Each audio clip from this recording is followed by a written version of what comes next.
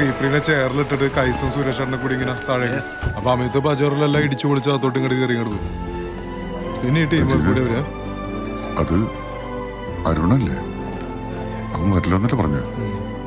എന്റെ അമ്മ അഭീഷണോട് എന്തോ പറയും. നമസ്കാരം. നമസ്കാരം. മോർണിംഗ് മച്ചാനെ. സർപ്രൈസ് എൻട്രി ഇല്ലേ? പിന്നെ കലക്കി. അവിടെ കട്ട ഡാർക്ക് സീനാണ്. ഞാൻ മച്ചാന്റെ അവിടെ ആയതുകൊണ്ട് ഒരു പരിപാടി നടക്കൂലെന്ന്. വിത്ത് മേക്കപ്പ് ആണ്ടാ. സീൻ എവിടെ? സീൻ നിതിനെ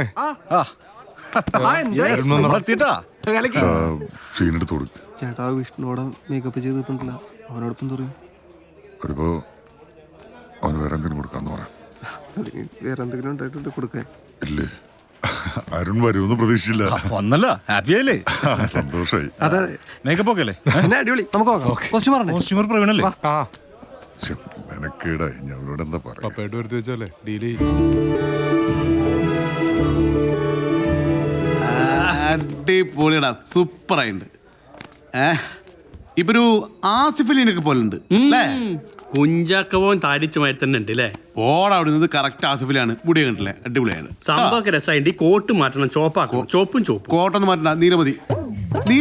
എടോ സിദ്ദിഖ് ലാൽ സാറിനോട് പ്രത്യേകം പറഞ്ഞിട്ട് വില്ലുട്ട ഓന്റെ കോസ്റ്റ്യൂമിന്റെ കാര്യത്തിലൊക്കെ പ്രത്യേക ശ്രദ്ധ വേണം കേട്ടോ. ഓ, കോട്ടിന്റെ പേരൊക്കെ പടം പൊട്ടിയ ചരിത്രം ഉണ്ട് കേട്ടോ. കോട്ടിന്റെ പേരിലൊക്കെ ഏത് കോടാ പൊട്ടിയത്?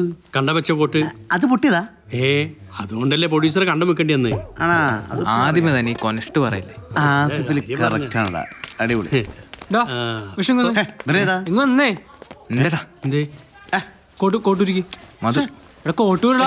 ചോപ്പാക്കാനാ ഇല്ല മോനെ?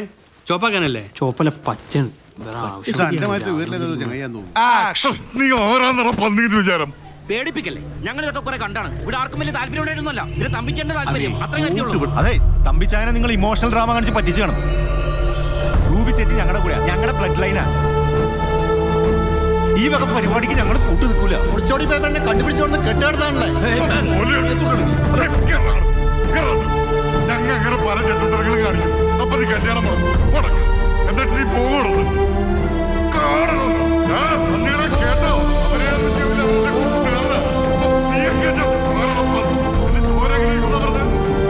എന്താണ് പോ ഇറങ്ങി പോണല്ല, ഇറക്കി വരാക്കട്ടെ.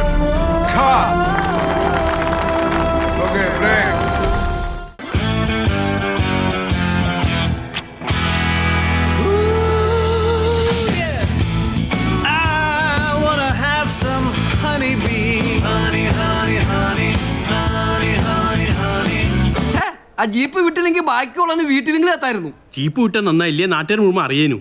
നീ മിണ്ടരുത്, നിന്നെ കൊല്ലും ഞാൻ. നിങ്ങളതിനൊക്കെ കാരണം ശാപാൻ കള്ളൻ. ആ ഫ്ലെക്സ് ഒക്കെ എടുത്തു കഴിഞ്ഞാൽ നിഖിലിനോട് പറഞ്ഞിട്ടുണ്ട്. അയ്യോ, ആ പടകപ്പീടിന്റെ കാര്യം ആലോചിക്കുമ്പോഴാ വേജാറ്. ഓരോന്നും വരുത്തി വയ്ക്കുമ്പോ ആലോചിക്കണോടാ കവിതകളെ. എനിക്കിപ്പോ വീട്ടിൽ പോണം. 10 മണിക്ക് കീഴകമുള്ളതാ. മുത്തശ്ശവത ഞാൻ ഇപ്പൊ ഇവിടെ നടത്തും. അശ്രീകരം.